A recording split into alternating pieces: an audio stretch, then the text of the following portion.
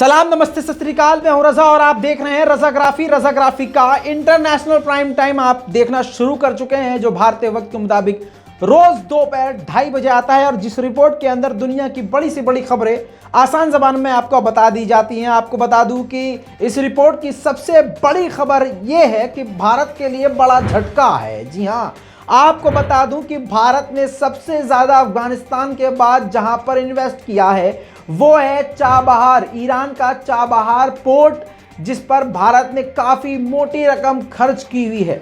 अब आपको बता दूं कि उसी पोर्ट पर, उस पोर्ट के आसपास नहीं, उसी पोर्ट पर चीन, ईरान और रूस युद्ध अभ्यास करने की तैयारी कर रहे हैं। और भारत के लिए बड़ा झटका यह है कि उस पोर्ट में अच्छा खासा पैसा इन्वेस्ट भारत कर चुका है, लेकिन इस युद्धाभ्यास में भारत को रूस और चीन और ईरान ने नहीं इनवाइट किया है। वो पोर्ट पूरी तरह से ईरान के अंडर है और ऐसा भी अंदेशा लगाया जा रहा है कि ईरान चाहे तो भारत को उस पोर्ट से निकाल भी सकता है, तो इसलिए भारत कुछ कह भी नहीं सकता।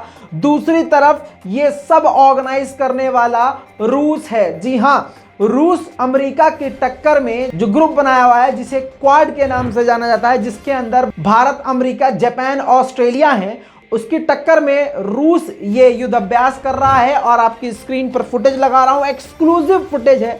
आपको बता दूं कि चाबहार पोर्ट पर ये रूस की नेवी पहुंच चुकी है, युद्धपोत पहुंच चुके हैं। आपको बता दूं कि ये जो चाबहार पोर्ट है ये ओमान की खाड़ी में है। अब ये भारत के लिए बड़ा खतरा है, क्योंकि चीन तो पूरी तरह से खुल्लम खुल्ला भारत का दुश्मन बना हुआ है।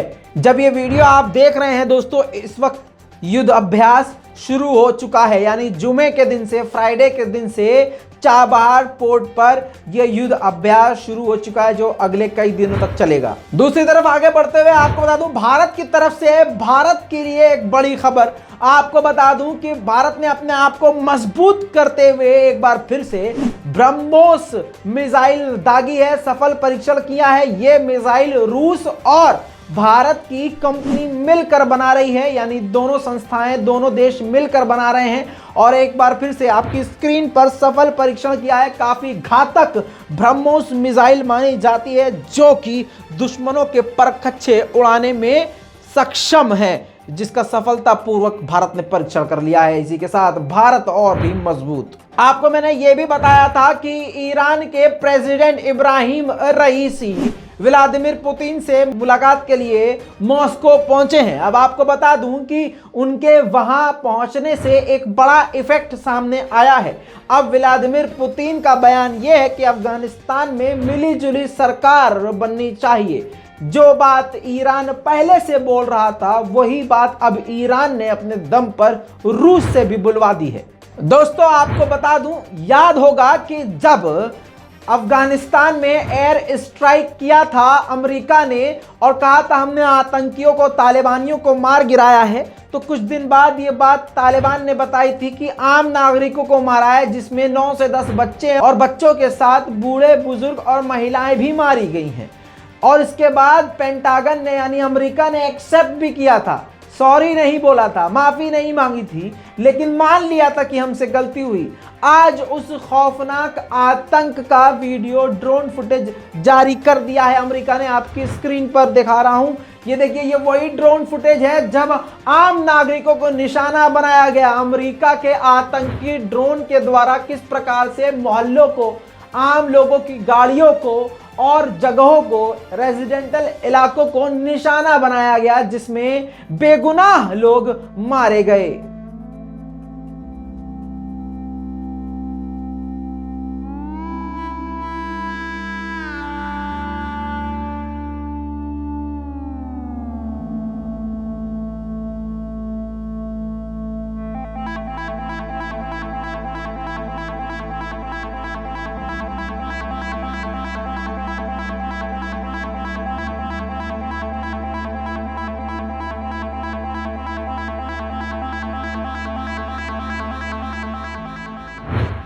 दोस्तों, अफगानिस्तान में एक जगह है कोनार, वहां पर एक अफगानी इंसान ने अकेले में तालिबान के कमांडर को मार दिया। कमांडर के बेटे को मार दिया और उसके साथ जो बॉडीगार्ड तालिबानी थे, तालिबानी लड़ाके हथियार समेत 4, उनको भी मार दिया। यानी एक अकेले बंदे ने 6 तालिबानियों का सफाया कर दिया। अब आप समझ लीजिए कि तालिबान के खिलाफ जंग छिड़ी हुई है। आम नागरिक भी किस तरह से अब हथियार उठा चुके हैं और यह तालिबान पर काफी भारी पड़ रहा है। दोस्तों, आप जानते हैं कि तालिबान के खिलाफ महिलाएं सबसे ज्यादा प्रदर्शन कर रही हैं और आपको बता दूं कि अब 2 महिलाओं की तस्वीर आपकी स्क्रीन पर है। ये दोनों महिलाएं वो हैं जिन्हें आप पोस्टर गर्ल कह सकते हैं, जो तालिबान के खिलाफ सबसे आगे नारेबाजी में थी। तालिबान ने अब इन दोनों महिलाओं को घर से उठा लिया है। इनका नाम परवाना इब्राहिम खैल बताया गया है और इनका तमन्ना परियानी नाम बताया गया है। दोनों इस वक्त गायब है, तालिबान ने अपने कब्जे में ले लिया है। खबर यह भी आ रही है कि तालिबान ऐसी कार्रवाई लगातार कर रहा है और भी इस तरह से लड़कियों को घरों में घुसकर उठा लिया है। उधर रजब तैयब एर्दोगान ने खुद इस बात की जानकारी दी है कि अफगानिस्तान को 700 टन मदद भेज दी गई है, जिसमें खाने से लेकर मेडिकल हेल्प तक हर चीज मौजूद है और आगे और भी जरूरत पड़ने पर तुर्की इसी तरह से आम नागरिकों को, अफगानिस्तान के लोगों को मदद पहुंचाता रहेगा। दोस्तों, आपको बता दूं कि किम जोंग नॉर्थ कोरिया का, जिसे सनकी तानाशाह कहा जाता है, उसने एक हफ्ते में 4-5 मिसाइलें, रॉकेट दाग डाली हैं। यानी अमेरिका के मना करने पर एक के बाद एक और दागी। अब अमेरिका समझ गया कि और बोलूंगा तो ये और दागेगा, तो अमेरिका ही आखिर में खामोश बैठ गया। इसके बाद किम जोंग ने बड़ा बयान दिया। किम जोंग ने कहा कि ये हमें उकसाया ही अमेरिका ने है। हमारे पास परमाणु है और हम अपने परमाणु ताकत को और परमाणु हथियारों को और भी खतरनाक लेवल का बनाएंगे। दोस्तों, दूसरी तरफ आपको बता दो, श्रीलंका जो हमेशा चीन को भारत के आगे ज्यादा अपना भाई समझता है, चीन के कर्जे में डूबने के बाद भारत ही एक बार फिर से सामने मदद के लिए आया है। श्रीलंका को 2.4 यानी 2.4 अरब डॉलर का कर्जा देने को भारत तैयार है। आपको बता दूं कि भारत ने ये खुल्लम खुल्ला ऐलान कर दिया है और भारत ये पहली बार नहीं, इससे पहले भी कई बार मदद कर चुका है श्रीलंका की। दोस्तों, आपको बता दूं कि यमन के लड़ाकू इस वक्त जो सबसे ज़्यादा हाईलाइट हो गए हैं, जिनका नाम हौथीज़ है, उनको पहले ब्लैकलिस्ट किया गया था, लेकिन फिर बाद में इनको ब्लैकलिस्ट से यानी टेररिस्ट लिस्ट से निकाल दिया गया था। अब हौथीज़ ने यूएई पर और सऊदी अरब पर लगातार हमलों को जारी रखा है, जिसको देखते हुए अमेरिका ने बड़ा बयान दिया है। अमेरिका ने कहा है कि एक बार फिर से हम हौथीज़ को ब्लैकलिस्ट करने के लिए सोच रहे हैं। दोस्तों, अब आपको ले चलता हूं यूक्रेन के मुद्दे पर। बाइडन ने अपनी जुबान से खुद बोला है कि यूक्रेन पर रशिया हमला जरूर करेगा और अगर यह हमला किया तो रूस को बहुत भारी नुकसान उठाना पड़ेगा। दोस्तों, इसी के साथ आपको बता दूं कि पेंटागन की प्रवक्ता जैक साकिक ने एक बड़ा बयान दिया है, जो कि रूस के लिए सबसे बड़ा और खुल्लम खुल्ला एक वार्निंग है और धमकी है। जैक साकिक ने यह कहा है कि अगर रूस ने यूक्रेन का बॉर्डर पार भी किया तो हम और यूक्रेन के और भी साथी जवाबी कार्रवाई करेंगे, एक्शन लेंगे, यानी हमला रूस पर कर देंगे और यह रूस पर बहुत ही भारी पड़ेगा। यूक्रेन के प्रेसिडेंट ने मुलाकात करी है अमेरिका के फॉरेन मिनिस्टर ब्लिंकन से। आपके स्क्रीन पर रिपोर्ट लगा रहा हूं, जिसमें आप तस्वीर भी देख सकते हैं।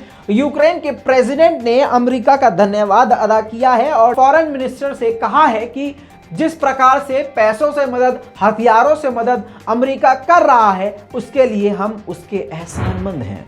पूरी तरह से कनाडा भी यूक्रेन के साथ है। आपको बता दूं कि कनाडा ने बयान दिया है, कनाडा के प्राइम मिनिस्टर ने बयान दिया है कि रूस का ये जो एक्शन है, जो उसने लाखों सैनिक तैनात किए हैं, हम उसको बर्दाश्त नहीं करेंगे, एक्सेप्ट नहीं करेंगे। इतना ही नहीं, उन्होंने कहा कि हमने 200 मिलिट्री अपनी भेजी है यूक्रेन की आर्मी को ट्रेन करने के लिए और हम पूरी तरह से यूक्रेन के साथ हैं। अब इन सब बातों को एक तरफ रखिए, रूस का भी बयान सुन लीजिए। रूस ने कहा है कि अगर हमारी बातचीत यूक्रेन से फेल भी हो जाती है, तब भी हमारा कोई इरादा यूक्रेन पे हमला करने का नहीं है। दोस्तों, रूस के विदेश मंत्रालय की प्रवक्ता ने एक बड़ा बयान दिया है उन्होंने कहा है कि जो देश यूक्रेन को हथियार पहुंचा रहे हैं ये उकसाने वाली कार्रवाई है। दोस्तों, अमेरिका की दादागिरी आप इस तरीके से समझ सकते हैं कि किस तरह से वो किसी को भी ब्लैकलिस्ट कर देता है और अपने फायदे के लिए उसको ब्लैकलिस्ट से निकाल भी देता है।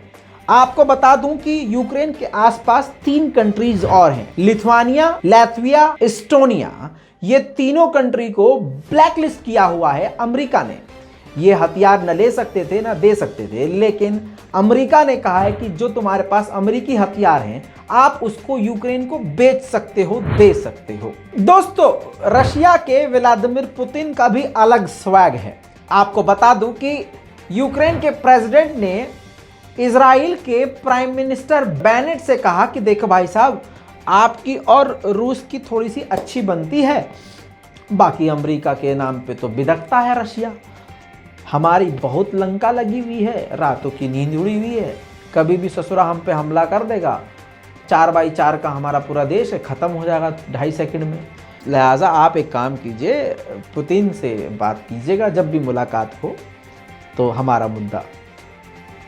इसके बाद जब इजराइल के प्राइम मिनिस्टर और व्लादिमीर पुतिन की अभी कुछ दिन पहले मुलाकात हुई तो सभी मुद्दों पे बात हो रही थी।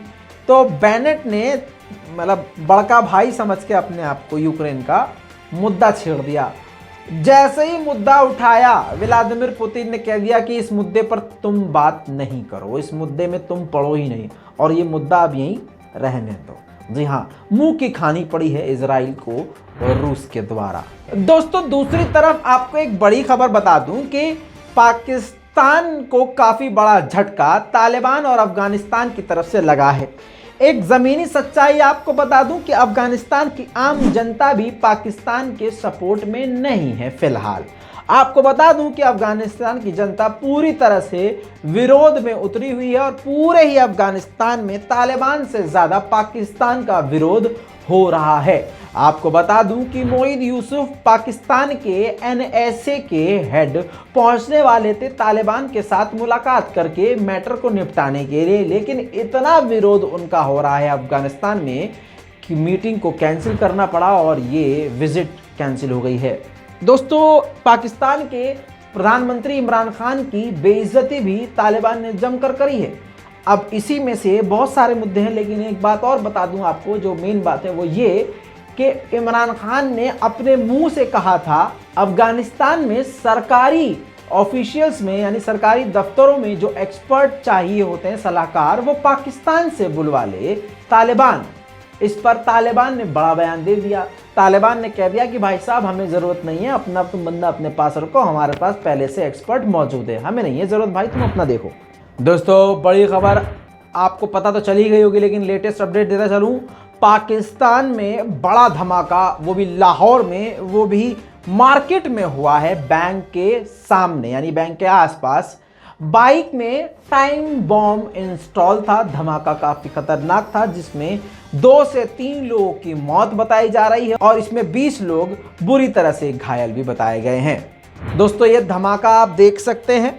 हमने जो इसमें ख़तरनाक शॉट हैं उसको ब्लर कर दिए हैं, माफ़ कर दीजिएगा, क्योंकि देखने वाले बच्चे भी होते हैं, बुज़ुर्ग भी होते हैं, कमज़ोर दिल वाले भी होते हैं और किसी भी वक्त आप ये देख रहे होते हैं खाना खाते हुए तो आपका मन विचलित हो जाएगा। आपकी स्क्रीन पर तस्वीर देखिए, धमाका काफ़ी ख़तरनाक था।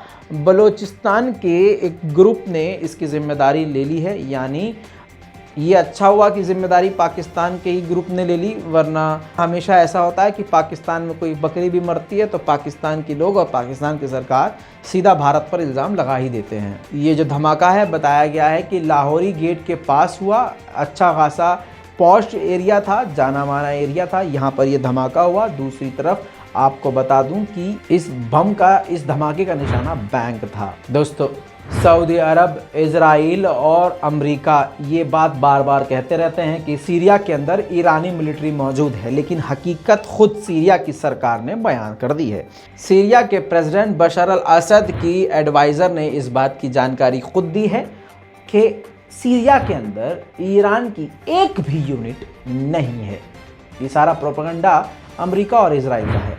दोस्तों, आपको बता दूं कि जो न्यूक्लियर टॉक चल रहा है उस पर सभी देश, ज़्यादातर ईरान के दुश्मन चाहते हैं कि न्यूक्लियर की ये बातचीत हो रही है, ये मीटिंग कैंसिल हो जाए। बातचीत बंद हो जाए। लेकिन बाइडन ने क्या कहा है, आपकी स्क्रीन पर प्रूफ लगा रहा हूँ।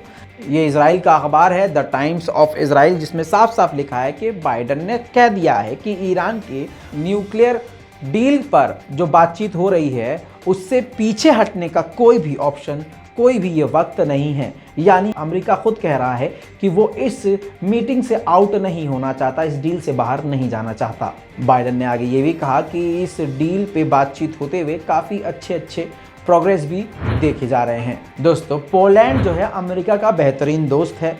अमेरिका ने चीन का बायकॉट किया हुआ है, यानी चीन में जो बीजिंग के वो जो खेल वेल होने वाले हैं वो ओलंपिक्स का बायकॉट किया हुआ है। लेकिन पोलैंड ने ये ऐलान किया है कि, यानी अमेरिका के दोस्त ने ऐलान किया है कि भाई हम तो ज़रूर जाएंगे। फिलहाल तुर्की का दुश्मन दोस्तों ग्रीस है, और ग्रीस फ्रांस से 6 राफेल पहुंच चुके हैं, और राफेल के पहुंचते ही ग्रीस ने ऐलान कर दिया है कि हम ताकतवर हो चुके हैं। दोस्तों, इस पूरी रिपोर्ट पर आपकी क्या राय है, अपनी राय कमेंट में लिखिए, रिपोर्ट को शेयर कीजिए। मैं हूं रजा और आप देख रहे हैं रजाग्राफी। जय हिंद।